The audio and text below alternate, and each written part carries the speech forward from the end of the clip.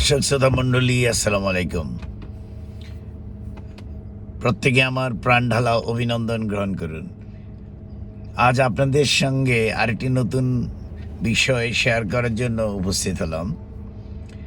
United states of আমেরিকাতে আমি গত 2 মাস যাবৎ কন্টিনিউয়াসলি গাড়ি চালাচ্ছি। আমার একটা অবজারভেশন ইন দ্যাট কান্ট্রি,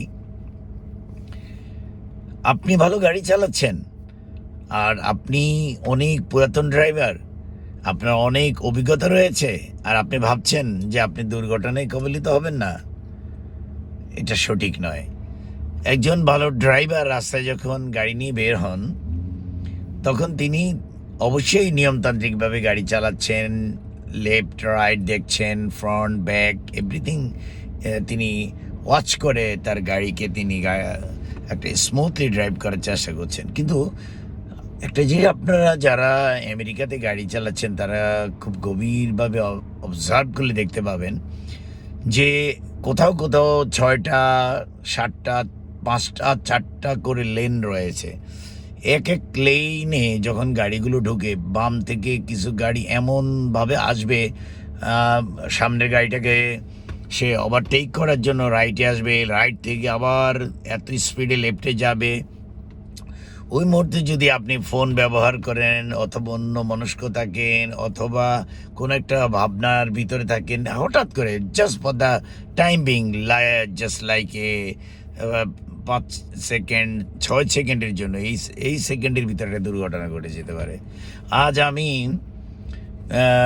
প্রায় 10 ঘন্টা গাড়ি চালিয়েছি, বাট আমার একটু জাস্ট দেখা শিখা এবং কোথায় এক্সিট কিভাবে হচ্ছে, কোথায় কি কি রোডস রয়েছে, ব্রোনসে কি রোড, ব্রুকলেনে কি, ম্যানহাটনে কি এবং কুইন্সে কি, আজকে আমি প্রত্যেকটা জায়গায় আমি গাড়ি ড্রাইভ করেছি এবং আমার চোখে প্রায় 3-4টা অ্যাক্সিডেন্ট চোখে পড়েছে। যেমন দেখেন, গাড়ি স্ট্রেট চলে যাচ্ছে, ওই পাশ থেকে একটি গাড়ি ডান পাশ থেকে এসে তার পেটে মেরে দিচ্ছে।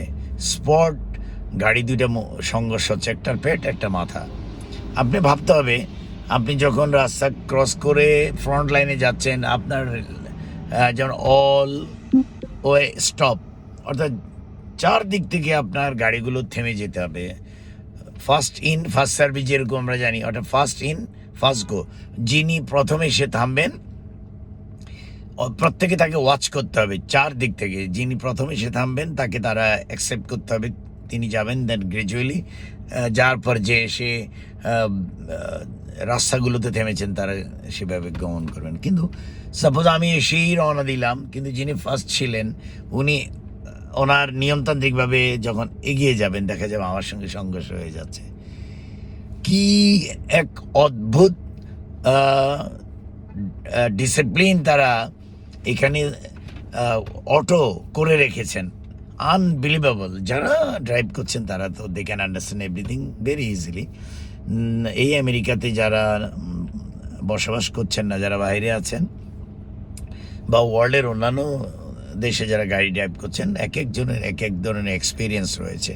যেমন আমার এই বাংলাদেশের গাড়ি ড্রাইভে আমার প্রায় 15-20 বছরের এক্সপিরিয়েন্স, আর আমেরিকাতে আমি ড্রাইভিং লাইসেন্স পেয়েছি 2 বছর, কিন্তু কন্টিনিউয়াসলি আমি গাড়ি ড্রাইভ করছি গত 2 মাস যাবৎ। এই অভিজ্ঞতায় একটা জিনিস আরও ক্লিয়ার করি আপনাদেরকে, প্রত্যেকটা রাস্তার কর্নারে যারা পার্ক করে, আপনি যান দেখবেন যে লেফট রাইট যখন আমরা টার্ন করি তখন এই গাড়িগুলোর জন্য ডান পাশে রাইট সাইড থেকে কোনো গাড়ি আসছে কিনা এটা কিন্তু খেয়াল করা যায় না।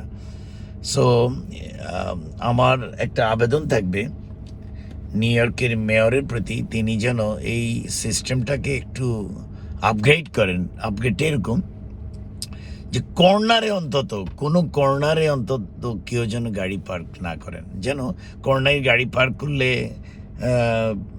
পেডিস্ট্রিয়ানের যে মানে পথচারী যে পথটা রয়েছে, ওই পথের কর্নারে যখন গাড়ি থাকবে, একটা গাড়ি ওই পাশ থেকে আসার সময় বাম দিক থেকে যখন ডানে যাব, ওই গাড়ির কারণে ডান দিকের গাড়িগুলোকে দেখা যায় না।